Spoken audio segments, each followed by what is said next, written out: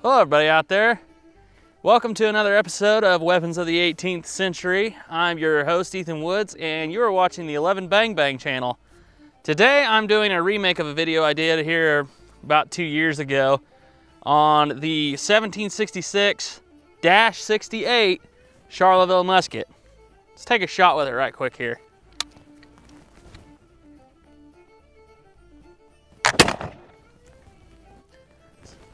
So the history of the 1766-68 goes back quite a ways.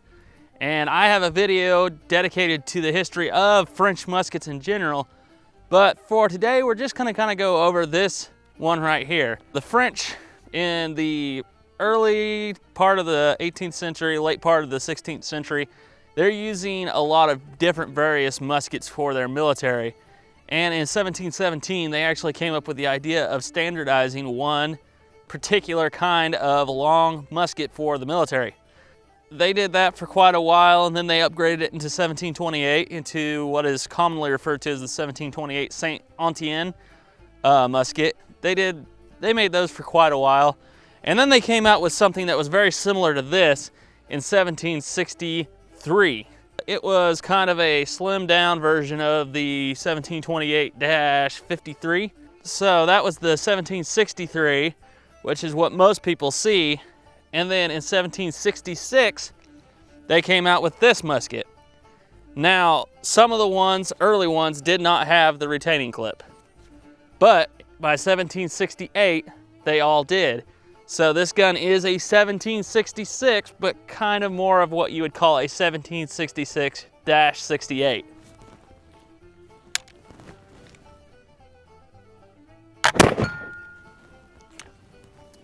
Now today I got something that I don't usually have out here with me, but we did finally get a bayonet for old Char here.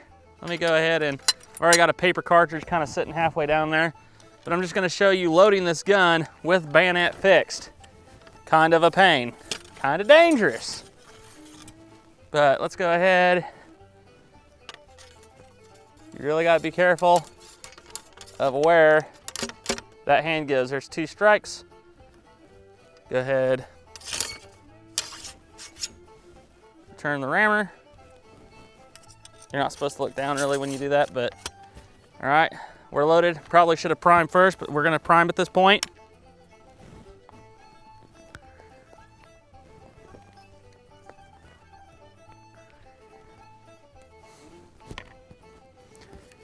And we are ready to fire.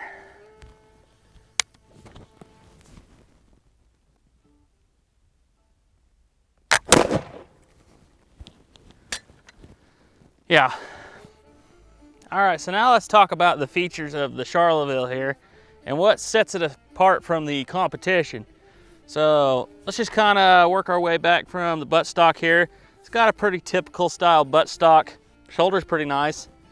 Moving up, the lock, differences on the lock from a lot of other guns is that this lock actually has what you call the heart shape cock there. See if you can see that. And what that's going to do is that actually makes this lock a lot more sturdy than your standard swan neck design. You also have the really beautiful Charleville written right into the plate there. See if I can get that to focus in. That's pretty much all the differences, the main differences in the lock anyways. Moving up, we see we got these barrel bands, right? Now this is one of the big factors for me on why I like the Charleville better than other guns of the period. And the reason for that being that A, barrel bands make the gun easier to disassemble and keep clean. B, it also makes it for a much stouter spear. Seeing as how we got that bad boy on the end there. So it's a lot sturdier design, a lot easier to maintain. It just makes the gun a lot nicer. So moving on, another barrel band up here. The big factor for me is the front sight post. Now the bayonet lug can be used as front sight on a Brown Bess, but I personally prefer that a lot better, and we'll talk about that in another video that's coming up here pretty soon.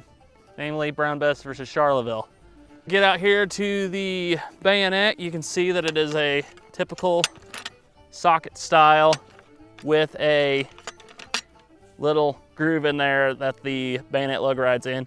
Some people say this is not historically accurate because it does this. There are actually a lot of bayonets that have been recovered that look just like this. Eventually they're gonna put on a little deal here that's gonna help retain that bayonet on there better, but this is historically accurate. All right, so now let me tell you a little bit about this replica I have here, also known as Old Char. Now, this is a military heritage gun, and I can already hear all the comments going on right now. Namely, Bombay pipe bomb, that's one of my favorites. Indian garbage, that's gonna blow up in your face. Not Italian piece of junk, all that sort of stuff. Well, let me tell you, Old Char here is riding in around at about 1,500 rounds so far, ran through the gun. We've had no bulges, no cracks, no explosions. I've had this gun for almost 2 years now, still in pretty shiny condition. I did refinish the wood on it. Still fires pretty good. And I'm just gonna kind of tell you how these guns hold up to extensive firing and tell you about some of the issues I kind of have had. But yeah, for the most part, it's been pretty good gun. It's one of my favorites. So at around 1,200 rounds, I had this wood behind the tang there, kind of chipped out a little bit. No big problem. Went ahead, took a file, and I just filed it down to match. And you can't even tell now that it ever really happened. I did have some issues with I'm gonna take this bayonet off right quick. I had some issues with the front barrel band when I was loading the 150 grain charges with for the accuracy test. And I don't know why, it was just mainly on that video in particular. You know, I've shot 150 grains afterwards, but I had this front barrel band would actually come loose somehow. I don't know, it would jump that little spring right there and it would pop loose. But that is actually the only two things I can really say about it that were negative. As we've seen on the accuracy test, this gun can make headshots out at 150 meters with the proper loading. I've got a sling on here. This is something me and my little brother made. This is a historically accurate sling design. Like I said, refinished the wood. And every now and then, every time I go to clean it, I polish it up real good and I lube it up real good, give it some oil on it. And it's held up really, really good. So, why is this one of my favorite muskets? Well, for one thing, it's because of its historical significance with me as an American and as an infantryman. That could be because these were the first official musket or long arm of the U.S. Army Infantry. These were issued out in about 1777. There was a lot of 1766s, 63s, 28s, and 66-68s issued out at that time frame, along as well with a few fusil de chasse and guns of that sort. But these guns were used extensively by the American infantrymen during the Revolutionary War. They were used to great effect. They were very good muskets. They were so good, in fact, that a lot of countries patterned their guns after them. Here are a few, just off the top of my head. The Spanish M57, let me think of a few more. Oh yeah, the Springfield 1795, which was an exact carbon copy of this gun. There was a lot of countries, the Russians, I can't remember the name of their flintlock off the top of my head, but they had essentially a Charleville. And this gun served well into the 19th century. Well guys, that's about all I got for you today. So as always, make sure you trust in God and keep your powder dry. Thanks for watching. Bye.